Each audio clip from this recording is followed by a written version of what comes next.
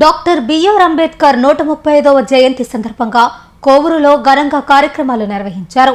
ఈ సందర్భంగా కోవూరు ఎమ్మెల్యే వేమిరెడ్డి ప్రశాంతిరెడ్డి అంబేద్కర్ విగ్రహానికి పూలమాలలు వేసి నివాళులర్పించారు. ఈ సందర్భంగా ఆమె మాట్లాడుతూ అంబేద్కర్ ఆశయాలను కేవలం జయంతి రోజుకే పరిమితం చేయకుండా ప్రతిరోజు ఆచరణలో పెట్టాల్సిన అవసరం ఉందని పేర్కొన్నారు. సమానత్వం, సామాజిక న్యాయం వంటి విలువలను ప్రతి ఒక్కరూ తమ జీవితాల్లో పాటించాలన్నారు.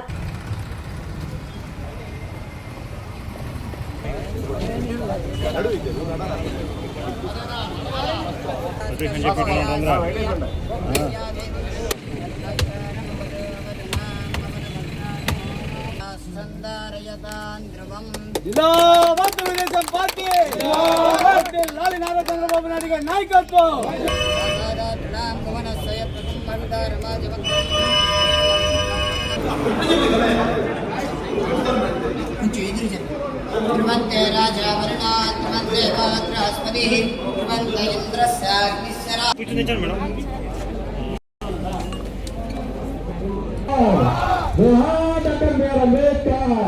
కొనసాగిస్తాం అంబేద్కర్ ఆలోచన విధానాన్ని కొనసాగిస్తాం. అంబేద్కర్ గారి 135వ జన్మదిన సందర్భంగా ఆయనకి ఘన నివాళులు అర్పించుకోవడం జరిగింది. ఆ తర్వాత మనం పెళ్లకూరు కాలనీలో సుమారు 17 లక్షలు సీసీ రోడ్ ప్రారంభించుకోవడం జరిగింది. డ్రైన్స్ కూడా సీసీ రోడ్డు డ్రైన్స్ కూడా ప్రారంభించుకోవడం జరిగింది. అలాగే ఇప్పటి వరకు మనం అధికారంలోకి వచ్చి సుమారు 22 నెలలు అయింది. హెడ్ క్వార్టర్స్ అయిన కోవూరు కాన్స్టిట్యున్సీ కోవూరు మండలంలో ఈ రోజు వరకు మనం 11,10,00,000 రూపాయల అభివృద్ధి పనులు చేసుకోవడం జరిగింది.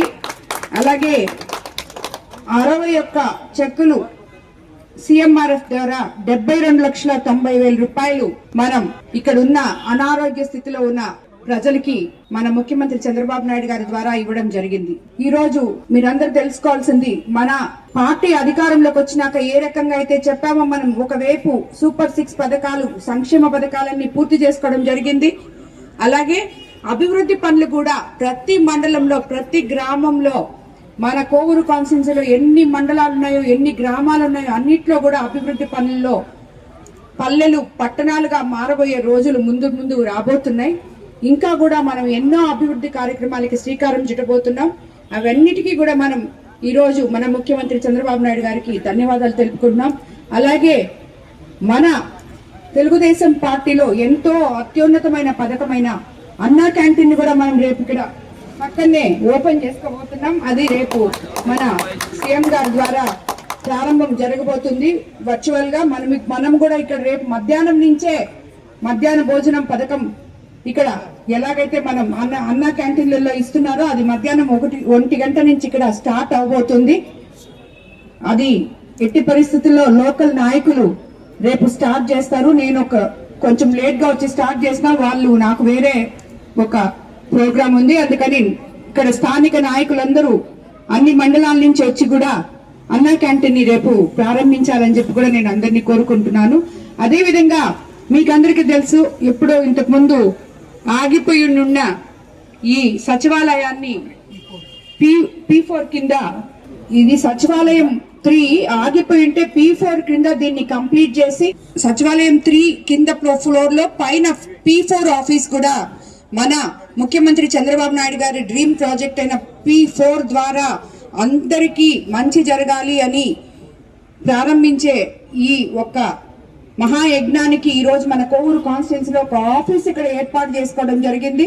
సో ఇక్కడి నుంచి ఇంకా P4 కార్యక్రమాలు కూడా మనం ప్రారంభించబోతున్నాము. అందులో మొదటగా రేపు మనం అనుకున్నట్టు 20వ తేదీ మన బుచ్చిరెడ్డిపాలెంలోని మార్కెట్ P4 విధానంలో 62 రూములతో మనము ప్రారంభించబోతున్నామని నిన్ననే చెప్పడం జరిగింది. అది 20వ తేదీ మనం ప్రారంభించుకుంటున్నాం కూడా. కాబట్టి మన ప్రభుత్వ అధికారంలోకి వచ్చిన తర్వాత మీరు చూసుకుంటే ఒకవైపు అభివృద్ధి, ఇంకోవైపు సంక్షేమం, ఇంకోవైపు దాతల సహాయంతో P4 కార్యక్రమాలు అన్ని కూడా ప్రజలకి అండగా ఉంటూ, అదేవిధంగా ఇంకా ముఖ్యమైన విషయం ఏం చెప్పాలంటే ఈ 3 రోజుల నుంచి ఏ గ్రామానికి వెళ్ళినా రైతులు ఎంతో ఆనందంతో పొంగిపోతున్నారు. అమ్మా మాకు 4 పుట్లు పైన పడ్డాయి. మంచి రేట్ వచ్చింది. టైంకి కొలుసుకున్నారు. 24 గంటల్లో మా అకౌంట్లలో పడ్డాయి. రైస్ మిల్లర్స్ అందరూ మాకు సహకరించారు, అధికారులు సహకరించారు, ప్రభుత్వం సహకరించింది. మా తరఫున మీరు ముఖ్యమంత్రి గారికి ధన్యవాదాలు చెప్పండి. అలాగే మన civil supply minister Nadella Manohar గారికి, ముఖ్యమంత్రి గారికి ధన్యవాదాలు తెలపండి అని చెప్పి ఎంతో మంది రైతులు నా దగ్గరకు వచ్చి విన్నవించుకుంటున్నారు. నిజంగా డెల్టా ఏరియా అయిన మన కోవూరు కాన్స్టిట్యున్సీలో రైతులే అతి ముఖ్యం. ఆ రైతులందరూ సంతోషంగా ఉంటాం. నిజంగా ఆ దేవుడికి నిజంగా మనం అందరము దండం పెట్టుకోవాలని చెప్పి కూడా నేను కోరుకుంటూ